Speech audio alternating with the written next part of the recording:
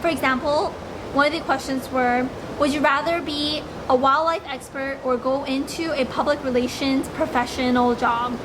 And I'm like, what if I don't want either? Hi, welcome back to the channel. My name is Victoria. I'm Lucy. And today we're going to be sharing with you some of our thoughts about choosing a career. Now, we have both personally experienced many career shifts and deciding on what's the best career for us. And so we've gone through this process a few times. Some of the things that we're going to be highlighting are why choosing a career that fits your needs is so important, when you should know it's time to switch to a different career. Lastly, the steps that we would recommend you take to figuring out what is the best career choice. The first thing is why choosing the right career is so important. A lot of people ask that question. I have asked it in the past too. First thing is why it's so important is that it takes up a lot of your time. You probably spend majority of your days, Mondays to Fridays, 40 hours a week working at your job. That's about 52 weeks in a year. It's a lot of time at your job. You probably spend more time at your job than you spend with your family or your friends. So you have to actually love what you do because you're spending so much time doing it. The next thing why it's so important to really choose the right career for you is that it really correlates with your happiness. If you are happy at your job, or if you're feeling satisfied at your job, then at the end of the day, it makes you happy. Because of so much of your time is spent on your job, if you're at an unsatisfying job, you might not be happy at all, and that could really detriment your personal qualities. It can make you a moody person, it can make you someone who no one really wants to work with, or it could just overall make you unhappy to be around.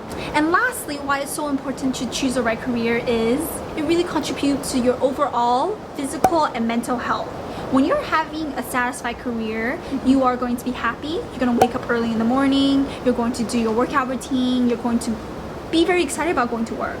And then you're going to end the day off right by spending it with your family. You're going to be positive. Overall, because so much time and effort is put into your career, you're satisfied, you're content with it. And you won't feel disappointed or angry or frustrated, all those bad emotions. It also contributes to your mental health. When you feel happy on the inside, you also feel happy on the outside. And so mentally, you're good, you're happy, you're satisfied, you're in a good state of mind. And that could also, contribute to how you're eating, how your perspective on life is. Because your life is filled with your job, it's so important to consider this as a way that it can impact how you are outside of work, inside of work, and how you are deep down inside, mentally and physically. The real question is, how do you know when you should change? And this is such a tough question, I think. It's hard for me to even answer for you. It's hard for me to answer for myself. So let's be honest here. I think there's definitely a variety of factors that could really impact your decision to switching or impact the decision to leave completely that industry. And personally speaking, this is just like some things that I've gone through. So wanted to share my experience, and not to say that this is the only way to go about choosing to leave your career or choosing to find a different career. So first thing is being happy and engaged in learning something new at your job. When you're at your career, you're building your resume, yes, but you're also building your personal knowledge. So when you go to your job, are you feeling like you want to learn? Are you feeling like what you're learning is interesting? Are you engaged? I think those are important questions to ask yourself. Like, are you willing to learn more because you're happy to learn more about the topic? Or are you feeling like, oh my god, I just don't want to listen to this anymore, I just want the day to end? Maybe it's time to reevaluate where you want to be and reconsider your career choice. 2 is, are you waking up in the morning and you're saying, wow, today is a brand new day, I'm gonna do something great at work, I'm going to be happy and excited? Or are you gonna wake up in the morning and say, oh my god, it's another day, turn snooze, snooze, snooze, or oh my god, I can't get out of bed, oh my god, it's so dreadful trying to go to work? Or you're constantly like in this battle with yourself of you need to pay the bills, but also you don't like what you're doing. So if you're already in that battle with yourself, going back and forth, then maybe it's time to let it go and think about something else.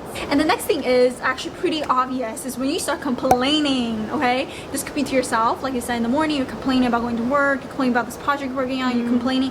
Maybe this is complaining to your friends, this is complaining to your family members, complaining to your siblings or your significant other. Like, you're constantly just complaining about the job, and everyone knows you don't like it.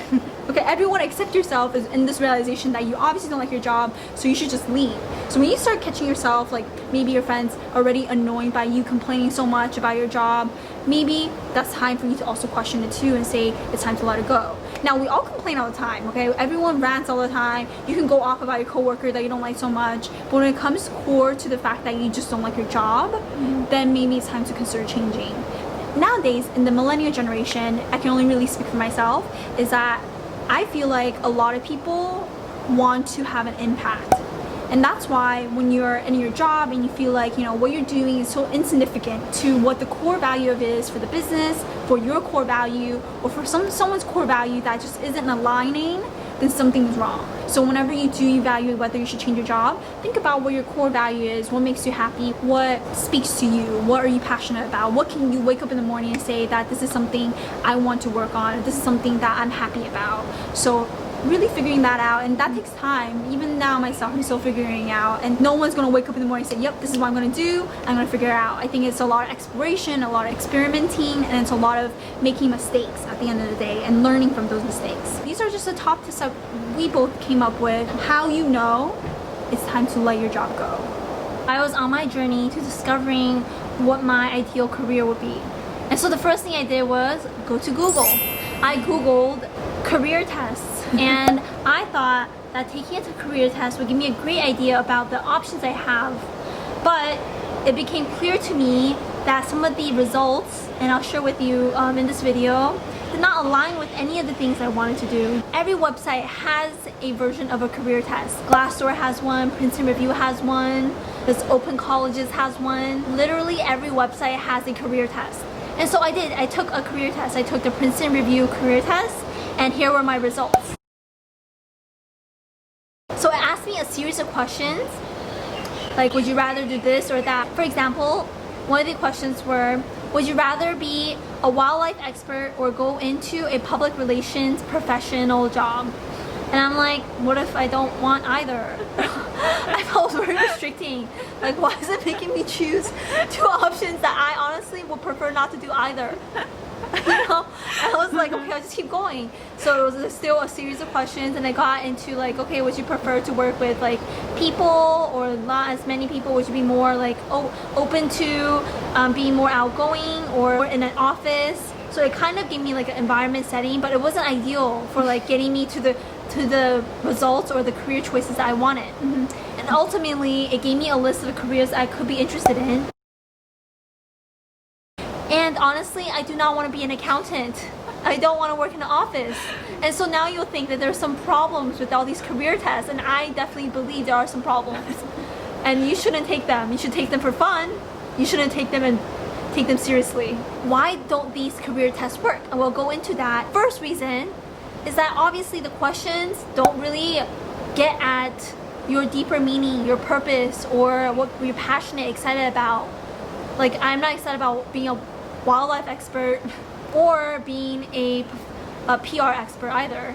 So the questions are very like, you know, it's either A or B, and it's very restrictive, and it doesn't really open up to the idea that what's the most important thing is not the job itself. It's really more about what you get to do and the impact you get to make.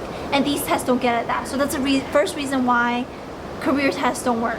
The second reason is that they're based on the Holland type or something similar to that. There are 6 Holland types. For example, artistic. Holland types are really weakly correlated with performance, so how well you do at the job, as well as job satisfaction. So as you can see, they just don't work scientifically. This leads to our third reasoning, which is these are very restrictive.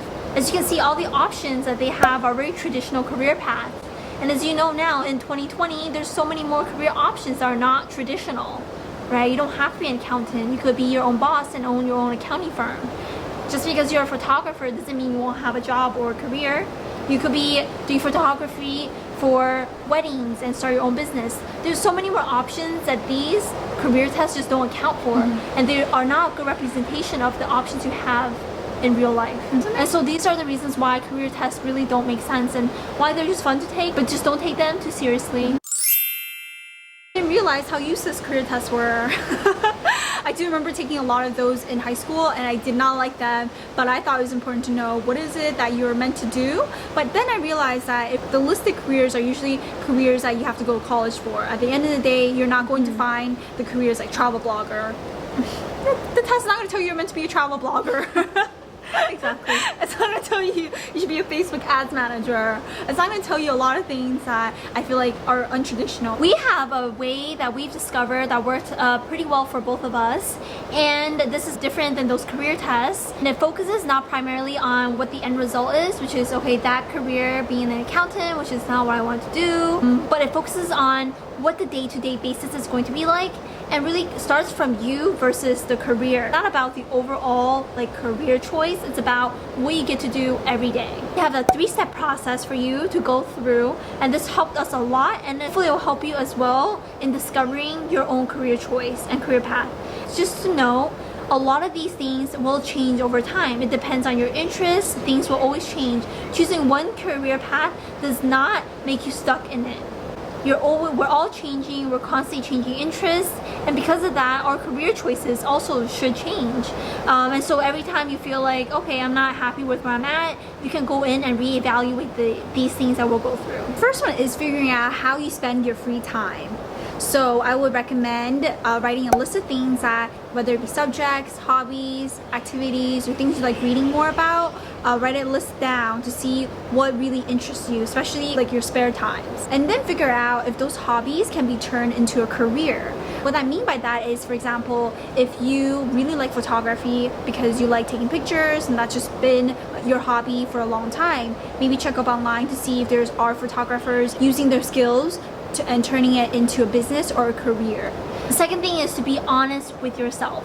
And this is super important because you're making choices for yourself and not for anyone else. So it's not about what your parents want you to do, it's not about what your friends are doing. It really comes down to what is the most important thing for you. And making sure you set your priorities straight. Do you care about the pay? Do you care about work-life balance? Do you care about the benefits? Do you care about flexibility in work, such as flexible hours? Do you care about intellectually stimulating work? All these things are so important to figuring out what is the most important thing to you. And based on what's important to you, make sure your career choice and what you're deciding on matches that very well. So these are all super important, and making sure you know what your priorities are is the second thing you should definitely do. And the last thing that we highly recommend doing is finding the sweet spot. And the sweet spot is the intersection, what you enjoy doing, what you're good at, and what the marketplace is willing to pay you to do.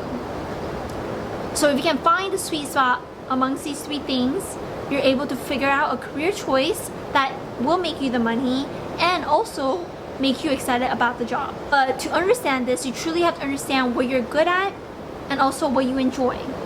So we talked earlier about listing your interests and things you really are excited about, because even if you're not good at something, you can always work towards becoming better at it, but only if you have that much excitement and interest in putting that effort in. Finding out the marketplace is seeing if other people are doing what you're doing, and ultimately this will lead to a more fulfilling job and a more fulfilling career and lifestyle. Hope you liked that video, and if you do, give us a thumbs up.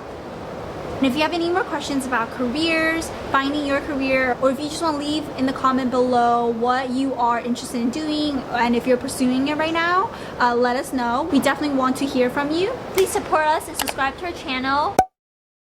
But what I think is, okay, bills battle.